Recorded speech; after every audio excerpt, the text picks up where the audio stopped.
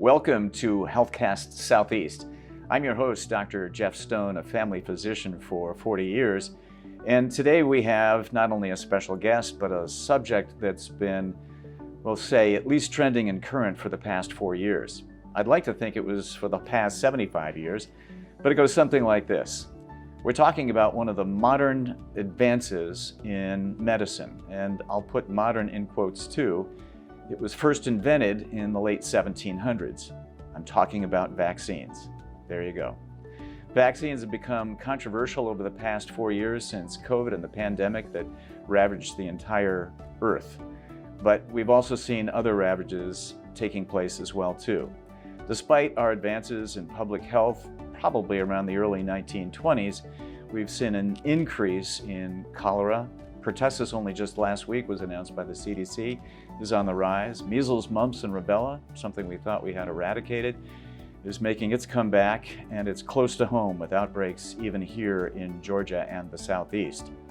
For that reason, I invited somebody who wears a couple of hats, and she is my special guest, Hemingway, physician's assistant and a master's of public health. So, Allie, I'd like to say welcome to HealthCast Southeast. Thank you. Glad to be here. Allie, what brought you to Southeast Medical, and tell me something about your background and the subject of vaccines. Of course, I have a bit unusual in that I do have a Master of Public Health degree before I went to PA school at Emory. So I started out with a Bachelor in Health Science and then a Master of Public Health and Health Promotion. So I have a very good background in terms of advocating vaccines. So you have the science, the experience. I won't ask how long you've been in practice, but maybe I should. 27 years. Well, thank you for that information too. So you've dealt with a lot of vaccine issues and with a lot of patients, and I know there's a lot of layers to this too, but can you tell me something about the difficulty in trying to access vaccines and get your patients vaccinated? I would say access is pretty good because we have public health departments in every county, and they can get low cost and free vaccines in the public health departments. People with insurance tend to get it done through primary care, but there has recently been a whole lot of resistance to certain vaccines. So that's the biggest barrier for me, is to overcome the resistance, specifically to the COVID vaccine. Is this a new thing, or is it just an exacerbation of an old issue? I think in general, when we were young, it was very standard to get every single vaccine they offered. With time, there has been a growing group of anti-vaxxers that are spreading misinformation. And so it's more frustrating the longer I've been in medicine. Yeah. Why do you think that is? Where does the anti-vaccine come from? Misinformation spread primarily on social media these days. In so many other ways as well, too. I get the feeling, too, that there may be some complacency. When you and I were growing up, we maybe had measles, mumps, and rubella. We did. Chickenpox. I had them all. I right? did too. Do you remember the chickenpox parties? Did you ever have one of those? My mom was in grad school at Tulane, and they had a chickenpox party because we were in the grad school apartments, and they put all of us in the hall, and we all had chickenpox at the same time. Yeah. So when was the last time you actually saw a case of chickenpox? 11 years ago. Yeah. And it's one and done. I've never seen another one since. Yeah. It was classic presentation, though. Yeah, interesting. I'm not sure that I've seen one even that recently. You know, we've wiped that out. How about measles? Have you seen measles at all? I've not seen measles. I'm going to knock on wood real quick, and say that I hope it continues that way too. But unfortunately, it's not. And the MMR vaccine is really quite effective, although it has been. Effectiveness goes down over time. So all of us had ours a long time ago, let's say. Right. So we really ought to think about getting titers if we start to see a surge in any of those. I know we do that if we hire somebody, especially Absolutely. in a medical facility, right? Yeah. We've got to know that they're not going to be a threat to the patients, and obviously safety for themselves as well, too. Absolutely. Okay. All right. Well, how do we know that you've been vaccinated here in this state of Georgia? We have a system called GRITS, the Georgia Record of Immunizations, and anyone who's been vaccinated in the state has a record on GRITS. The problem we have with that is that people move here from out of state and they don't have access to their vaccine records. So because of that, I can do titers and find out if they've been vaccinated. I understand, too, that there may be a different system with the federal people that may receive theirs. I guess your dad was in the armed services? He was. And if you get vaccines with them, it may not cross into some of the general registries as well, That's absolutely true. So it's a challenge. Okay. And if you ask the patients, do they tell you? Most of them are clueless. Okay. I thought so, too. And I'm not sure you want to focus on either the pediatric or the adult population, but are vaccines important for everybody? They're important throughout one's life. So even my patients that are over 80 and over 90 get an annual COVID vaccine, annual flu vaccine, and I make sure their pneumonia shots are up to date. Yeah, okay. Well, how do you get that accomplished when somebody looks you in the eye and says, Doc, I don't believe in vaccines? If we can explain herd immunity to them, that is incredibly important. So herd immunity is when enough people are vaccinated or have had the virus that they provide protection for others who can't get it. They can't spread the disease is what you're saying as well. That's exactly right. Okay, all right. Well, and again, I'm going to pretend here. Ms. Hemingway, I've never had the flu. Why should I get the flu today? The flu shot today? To protect others that cannot get the vaccine. And they've been lucky to date? They've been lucky. Okay. Or maybe the people that they are around had their shots, but that person didn't get it because they benefited from the herd immunity. That is absolutely the truth, yeah. Okay. Can I get hurt by the flu shot? Not at all. It is incredibly safe, incredibly effective. And speaking of that, the CDC monitors in the Southern Hemisphere which currently circulating strains of flu. So the flu vaccine can change from year to year. And in fact, in 2009, when swine flu was a novel virus, I caught flu.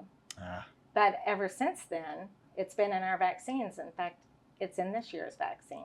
Yeah, it's interesting that way too, because they do change.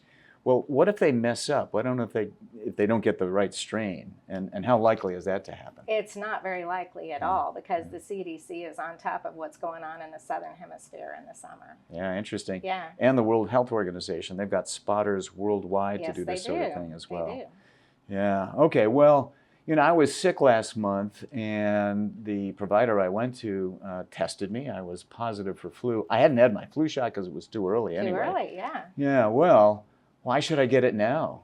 I mean, if I've already had the flu, why should I get the shot? Because we don't know what strain of flu you had. We don't know if it's flu A, flu B, H1N1. We don't know. So it's good to get it just to protect other people primarily. So there are other strains waiting to get me if Absolutely. I am not covered by that shot. Absolutely, yeah. All right. Okay.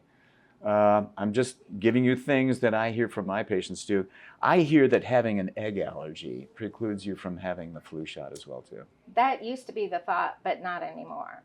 And in fact, I know that we had talked about Guillain-Barré prohibiting flu vaccines. The incidence of Guillain-Barré is 1.6 per million people who got the vaccine. So it's actually not that significant these days. So it's more likely that I would win the lottery than get Guillain-Barré. 100%. Okay. Sounds good. Well, it is, and it's all about risk management, right? Yes. When you were driving over here to perform this podcast, did you wear a seatbelt? Of course.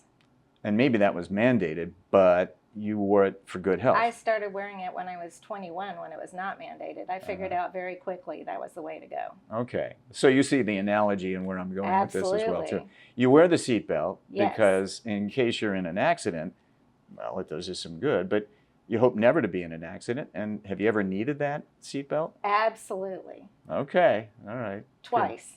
Good. Wow. All right. Yep. Well, so it's great to have it. It's highly protective, and so are vaccines. Yeah. Well, I don't want to leave the flu shot too quickly, but is there anything else that inhibits people from getting the flu shot, at least in your mind? What are some of the dialogues that you hear in your office? Primarily that I've never had flu. And I will say to these patients, you probably have and you didn't get tested. Yeah, yeah. There's some demographics that get the vaccines better than others, and I'm not sure why. How do you reach some of those demographics? The ones that get the vaccines, Yeah. the older folks are more likely to get vaccines. That's true. And again, that may be because of the history that you and I and the older folks understand. Yeah. But I'm also thinking about the African American population, Hispanics. Yeah. How can we reach them better? Any ideas, any thoughts on that? Well, I think if social media seems to be the way to go, so if you have people in those populations that are talking about it being effective and a great thing to do, you're more likely to get someone to do the vaccine other than just someone in a white coat telling them to do it. I agree too. There is, in fact, an organization called the National Minority Quality Forum who has right now in the state of Georgia something called the Georgia Drive program to do just that, to expand that. That's fantastic news. You may not know this either, but one of our clinics on the west side of Macon also won national awards or recognition for vaccinating more than anybody else has than any other clinic in our organization, and his clinic is historically a Black demographic. That is absolutely fantastic news. Yeah. So I guess where I'm going with that is culture. Culture is an impediment to strategy every time. The business people tell us always. Yeah. How do you breed culture? Again, are you going to come back to just social media, or is it another, or are there more effective ways to get the word out and get this stuff done? Well, some of the historically Black churches have flu shot drives and COVID shot drives, and I think that is absolutely a brilliant way to do it. So if you were to get up in your church and just give a little temple talk and say, by the way, it's fall, flu's coming. I think that is an excellent way to do it. Did you know that over 80% of Americans in the US may have sleep apnea, but not even know it? Some of you may have heard from your family member or a spouse that you snore at night, or you stop breathing for a short time at night. These could be signs of sleep apnea. And sleep apnea, left untreated, can lead to more chronic conditions, such as high blood pressure, diabetes, and other more severe diseases. So, what can you do? You can talk to your provider about getting a home sleep test. This test is done in the comfort of your own home and bed. All you need to do is sleep with a small device on your forehead, and your provider can review your results in about 48 hours. Come see us at Southeast Medical Group, where each of our clinics is equipped to order a home sleep test for you. Yeah. And again, I think statistics say that if your provider tells you something of good advice, it's more likely to happen than if it were. Of course, but you're always going to have people that are going to fight you on the vaccines. All right, we'll keep a battle on that one too. I would love to ask you some more questions about other adult vaccines, and you sort of touched on them as well too. At what age do you start pneumonia shots, or what people do you give pneumonia shots to? I start the pneumonia shots at 65 unless someone has asthma, heart disease, anything that would make them more likely to get pneumonia. Any respiratory diseases? How about diabetes? Oh, yes, of course, diabetes too. So all diabetics should get one as soon as they're diagnosed. Absolutely. All right, okay. And solid organ transplant patients now I think are also due for the flu shot in the high dose. I didn't go into that before, and I'm skipping around here. I apologize for that too. But there are, I guess, populations that you are especially aware of that the patients may not know. So you have to explain that to your patients? Yes, I do explain that to the patients and people that I would consider high risk. I don't have many organ transplant patients, but I have a few, and yes, in fact, they need to get completely revaxxed because they're on anti-rejection drugs, and that's something most people don't know. So we have to get them their MMR, their Tdap, all of the vaccines, childhood vaccines, they need those too. Yeah. Okay. Well, getting back to the pneumonia shot too, I think one of the things that impedes some of my patients is newness or novelty, right? Like the COVID vaccine. Yes. The pneumonia shot's a little bit different now than it was, say, 5 years ago. Yes, Can you explain? There is a great vaccine that's out called Prevnar 20. Now, Prevnar 20 used to be Prevnar 13, so they've added an extra 7 strains of pneumonia. It's highly effective, and it's considered one and done if you get Prevnar 20. You don't have to get the Pneumovax, which is kind of nice, and that's appealing to patients to have one and done and not have to repeat it. Now, if you are in that subgroup we talked about that you get the pneumonia vaccines early, you need to repeat it in 10 years. Right, so that would be before the age of 65. Before 65. For all those others, the diabetics, the smokers, the asthmatics, the respiratory diseases as well. COPD, yeah, all them. Okay. And there's a newish vaccine out called Tell RSV. us about it. Yes, yes. Yeah, so respiratory syncytial virus causes a very serious form of pneumonia, potentially. It's indicated for everyone over the age of 60. So I got mine last year when it came out. And it had a patient that refused the RSV vaccine last fall. He's 80 years old and he was intubated at Emory Johns Creek for 8 days with RSV pneumonia. So I cannot tell you how important the RSV vaccine is. It's also indicated for people in high-risk groups, as we just discussed. Wow. Now, that used to be a virus that was primarily what they thought was pediatric or just a young person's disease. Right, but the grandparents have grandchildren that can give them RSV. And so that's why it's indicated for 60 and over for everyone. Okay. So write that down. Pneumovax, RSV, flu. Want to talk about COVID? Let's do it. Okay, let's dip our toe into that water too. What happened in, I'll call it the social media, what happened with Project Warp Drive, with Fauci and everybody else that dropped all what might be perceived as credibility? That was a very interesting year to be practicing medicine. It blew up, as you know, in July of 2020. We didn't have the vaccine until the next year, but there was so much misinformation amongst friends on social media, on every outlet. Fauci blew it.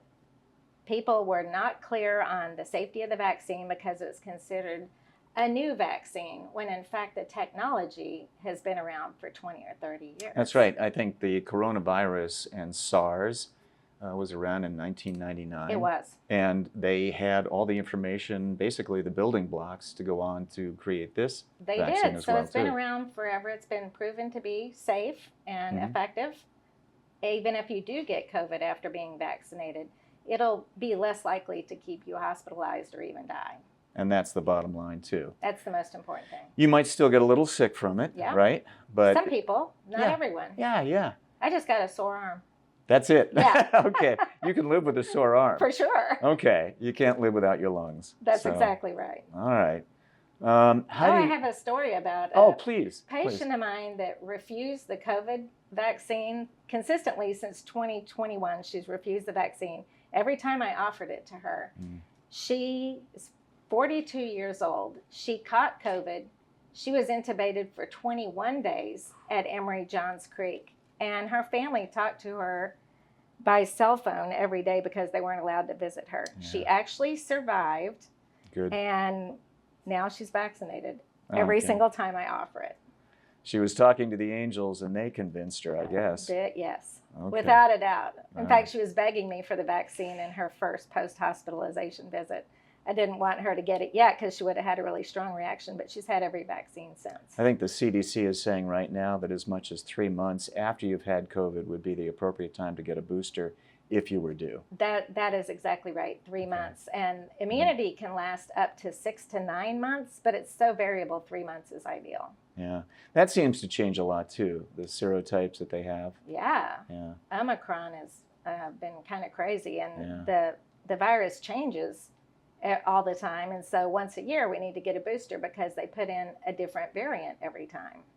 So every year you've got to get a flu shot and now you've got to get a COVID shot. Is it safe to give those together? It is absolutely safe to get together. And in fact, Pfizer has a combo vaccine in stage 3B clinical trials that's this close to being approved, and it's COVID and flu in one vaccine, which is going to be appealing to a lot of people. It sure will be. Okay. I'm also thinking that if you're getting COVID and flu, but you're due for the RSV, can you get all three of those at the same I time? have done that, and people have done fine. Okay. Yeah. That's FDA approved. That's It perfectly is. okay. Yeah. Okay. Would you give a fourth? Would you give the pneumonia shot at that point? I don't think I would quite go that far. Yeah. I would kind of pick and choose which is the most important for that Right. individual. Right. Yeah. Just so you know what might, if there were a minor reaction, what caused that down the road. Just document which vaccine site was which Right. location? Yeah, Or, yeah. So yeah. I tend to have people get flu and COVID in the same arm, but we document which one was flu and which one was COVID in case there's a reaction. Bless you. But did you know a single sneeze can launch up to 100,000 virus particles into the air? That's how quickly the flu can spread. And it often happens before you even feel sick. Protect yourself and your loved ones. Get your flu shot today. It's quick, easy, and covered by your insurance at any of our branches across Georgia. Visit www.mysemg.com/locations to find a location near you.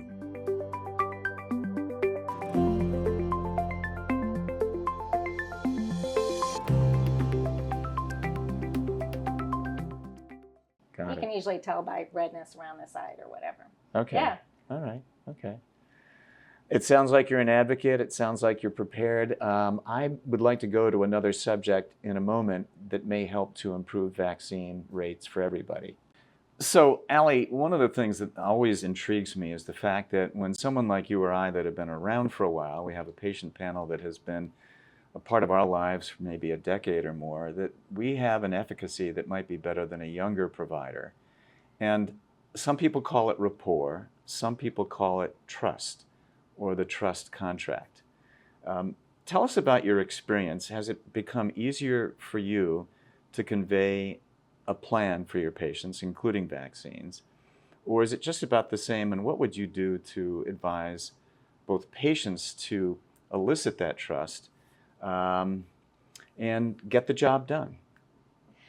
I have found it easier to vaccinate my patients that I've had for years. I've been in this practice for 17 years, and a lot of my patients have been with me for 17 years, and they trust me on when I tell them they need vaccines, and very few of them actually refuse vaccines. Right. So it's easier at that stage. And I guess I would ask the patients, if we had a bunch of guests as patients, to find out what it takes to win that trust from your provider. And I wonder if it's sources like mayoclinics.org or familydoctor.org, or even the social media that we talked a little bit about, where they glean some of their information. And WebMD is a great source there also. You go. There's a lot of good places, but Dr. Google can be also a terrible doctor. And I have a mug that a patient gave me that says, "Your Google search does not preclude my medical degree." And I leave it on the counter so patients can see it, and they always laugh, but it's true.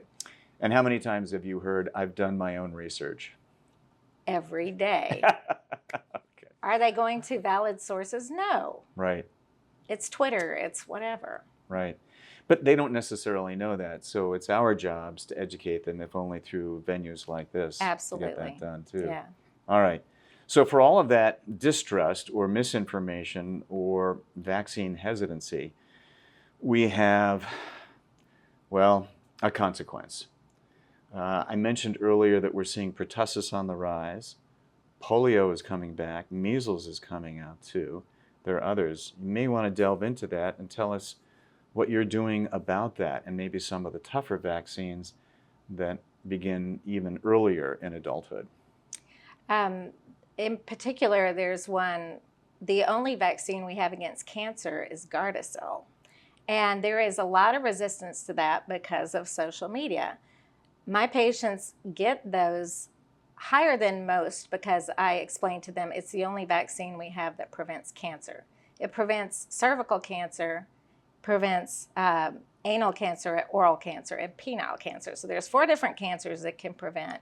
It's a sexually transmitted disease, and a lot of parents are concerned about giving their kids a sexually transmitted disease vaccine because they think it's going to make them sexually active. There is no evidence to that. Right. It's a resistance that's hard to overcome because my kid's not going to have sex, right? That's what everybody thinks until they find out otherwise. I did have a mom, this was many years ago, refuse the Gardasil vaccine for her 16-year-old daughter. I explained to her, you never know when a child is going to become sexually active. We have to get them vaccinated first. And she refused. And not 2 months later, the daughter came in with a florid HPV outbreak. HPV being just that disease that this vaccine would have. Genital warts. Yeah, prevented. Yeah. All right.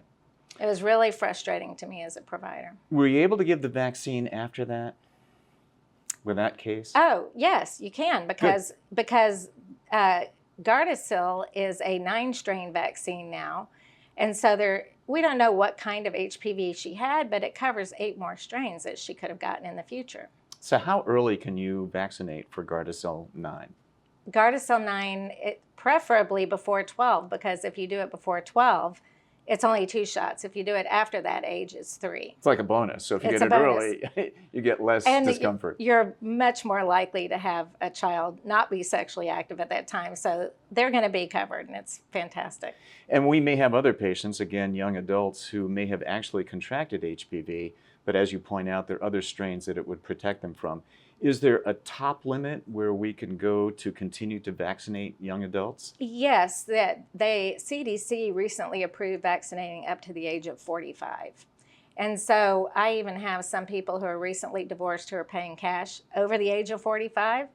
Whatever they need to do is great with me. Yeah, no, that's a great public service announcement too. Absolutely. Do you think it ought to be mandated in this state? I cannot, in good conscience, mandate vaccines. I would love if we could. Now, there is a bunch of vaccines that are done when children are newborns. Mm-hmm. They get vaccines the first day they're born. But we can't really mandate it because someone's always going to have a religious objection, Sure. which in fact is just vaccine resistance. Sure, Yeah. sure. So at least when they can't answer to or someone else is responsible for that child, then vaccines, and for the interest of public health, might be appropriate to be mandatory to attend public school, etc. Yes, and that is the case, but they always find a way around it. Yeah, The people they that are do. anti-vaxxers. They do. Yeah. That's true. All right. So are there any other diseases that you would want to vaccinate, especially in the young adults or even in the childhood, that we see some resistance and now outbreaks of? Meningitis is mandated-ish in public schools in 7th grade, and then again before senior year, and then in senior year I do meningitis B, and that's a series of 2 before they go to college because meningitis is rampant in the college dorms. Yeah, it really is. I've got an anecdote too that I have to tell just because of the tragedy that was behind it. When I was practicing in northern New York, I had a student who was one of those phenomenal students that come along every once in a while. Captain of the football team, captain of the baseball team. He was a fantastic academic. I want to say twin 800s on his SATs, but I could be a little bit off on that. And he was well liked. He was just everybody's friend, right? And in the early days of meningitis vaccines, we only had one that didn't cover the other B strain. Right. And unfortunately, that's the strain that he got. Yeah.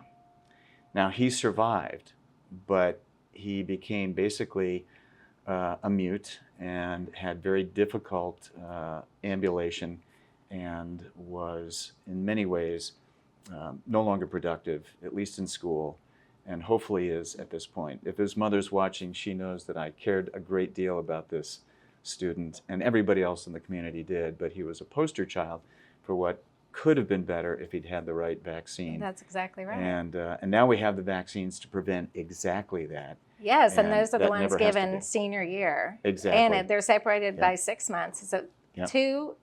two series vaccine. You'll never need another meningitis vaccine. If you got the 2 regular meningitis, the 2 Min Bs, you're good. Fantastic. And we do have some one and done vaccines that I think are fantastic. And so RSV is one if you get it over the age of 60. As Yeah. far as we know, it's one and done, and that's nice. Chickenpox a little bit off from that, but something like that. Yes. Shingrix. Shingrix is a very important vaccine because all of us had chickenpox, as we mentioned before. And those people that had chickenpox, the virus lives in your spine and it can come out in the form of shingles. I had a guy before Shingrix vaccine was around, which was in 2018, I think. He got a case of shingles before he was hiking the Cinque Terre, and it was across his chest, across his nipple, and it wrecked his trip. Couldn't wear a And to backpack, this, right? To this, So, no, he couldn't. yeah. He could barely wear a shirt. Oh, yeah. And so He, of course, now has been vaccinated now that we have the vaccine, but it completely wrecked his trip. So many times we talk about preventing death and hospitalization, but for a lot of this, it's absenteeism at work, it's productivity even at home, it's having to isolate from everybody else. Oh, yes. If we can avoid these diseases, it isn't just to save your life, it's to save the quality of that life. And if you get shingles in your facial nerve, you can go blind. Exactly. And who wants to go blind? It would be only in one eye, but it's easily preventable. Nonetheless, yeah. Welcome to Southeast Medical Group, Georgia's most awarded primary care provider. We're here for everyone, offering comprehensive care for all ages. Our services include annual checkups, chronic disease management, vaccinations and immunizations, women's and men's health services, pediatric care, geriatric care, and mental health support. With state-of-the-art facilities and a compassionate team of experts, we provide personalized care for you and your loved ones. Experience award-winning care today. Schedule your appointment now and see why we're Georgia's top choice for primary care. Southeast Medical Group, your health, our priority.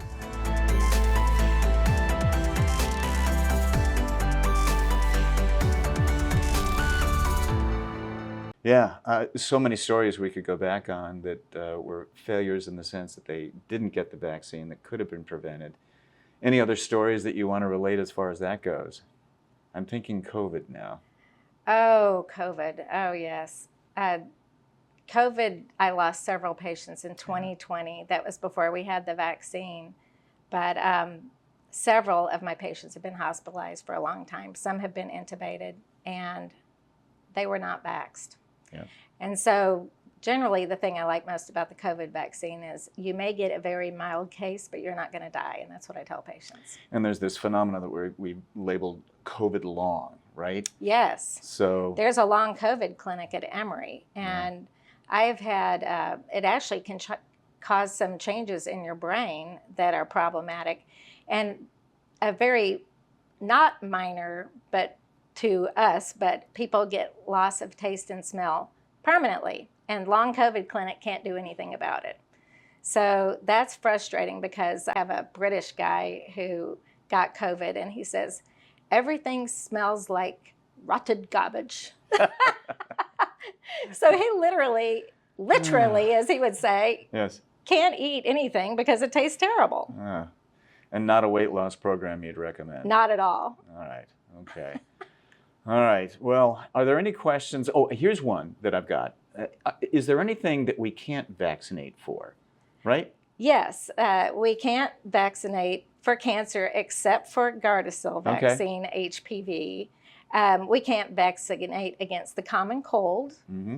And interestingly enough, we can vaccinate against malaria. I don't know if you knew that. It just came out. I did not know that. It's brand new. Usually we prophylax against malaria, but now there's actually I know they've been vaccine. working on it for a long time. They In have fact, been. There was, I think, a Discovery Channel or a PBS documentary on that, too. Yes, the vaccine is only available currently in a couple of countries in Africa, but it should be widespread because it's highly effective. That's exciting news. It's very great news. Yeah, and we do have people that travel to East Africa and other places. Yeah, where so it's speaking endemic. of people who travel, there are some vaccines that I recommend. Like what? Typhoid is a classic one. That's in Asia and Africa. South America has typhoid.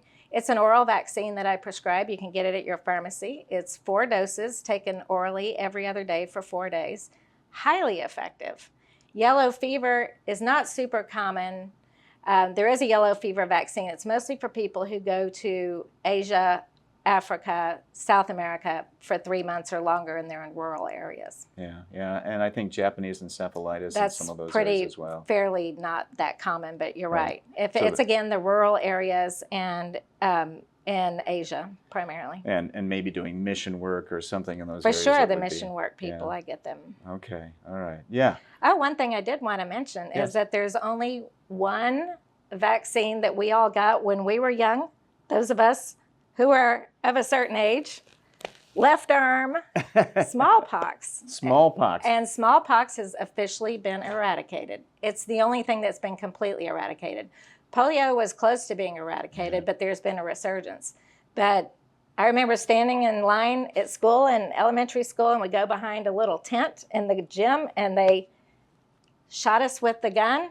We all got a blister there, and now we're immune. It has been eradicated. So they quit vaccinating kids in 1972. Because it no longer exists. We eradicated it. Does exist in a lab at the CDC here in Atlanta. Okay. So, and possibly in Russia? And in Russia. I forgot about that. Those are the only two places where there's any live smallpox. And it's under heavy guard, as you can imagine. Sure. But they need it in case, by some weird situation, that they come out with another smallpox outbreak. And an interesting thing, too, is that those of us who've been vaccinated against smallpox have some immunity against monkeypox. Interesting. Yeah. Yeah. But people born after 72 have not been vaccinated, so all bets are off with that. Yeah, we've got to be on the lookout. Yeah. All right. Wow, this is a lot of information in a short period of time. You've been extremely helpful. Are there any other questions I haven't asked that I should have asked? I can't think of any. I think we've covered most of the vaccines. Without a doubt, the children getting highly vaccinated, patients are amazed when I pull up the grits and they see all the vaccines they've had in their whole life. But that's the right way to prevent widespread disease. It is. And GRITS being the Georgia Registry or Record of Immunizations in this state, but also commensurate with a lot of other states in the country. Not all of them, but many of some. them. Yeah, I think Alabama is on GRITS. Yeah. Maybe North Carolina. Not very many states feed into that, but like I mentioned, it's hard. Like you were raised, you know, in New York, for instance. We don't have access to that, so it's important for patients to contact their primary care and find out what vaccines were given so we know what they're missing. Louisiana was very good at that prior to Katrina, and then they lost a lot of people from the state during that They sure did. crisis. But everybody knew what their vaccine was. That's true, and that's a beautiful thing. Yeah. We did have a lot of Katrina refugees come live here, and they're still here, and it's Yeah, they are. and it's great. So we've got them covered. Nothing against Louisiana, but Georgia's just a great place to live. It absolutely is. I love can it. say that as an import. Yes. So, yeah. Well, again, it's been great having you as a guest, and if I can think of anything else, I'll invite you back, and I really appreciate enjoyed your it. time. Absolutely. Thank you so much. Thank you. Hey, HealthCast Southeast is proud to bring you our presentations, and we'd like to bring you more. Now we need to know what you want. I hope you've enjoyed the episodes that you've seen so far, and to that end we have a QR scan code that's on the screen. Please take the time, if you will, to complete that. Give us the feedback and we'll send you what you want. We're looking forward to more episodes, just like the ones that you've seen. And for now, have a great day. We want to thank you very much for joining us once again today for a subject that is near and dear to the hearts of the people that you watch today, too. And in that context, I'd also like to say thank you for trusting us enough to not only tune in, but to listen. We'd like your feedback. We'd like to know what you felt about the subject. But at the end of the day, we'd like you to get your vaccines as well, too. With that, I'd like to say thank you very much to Hemingway, and thank you, the audience, for being a part of our production, and have a great day.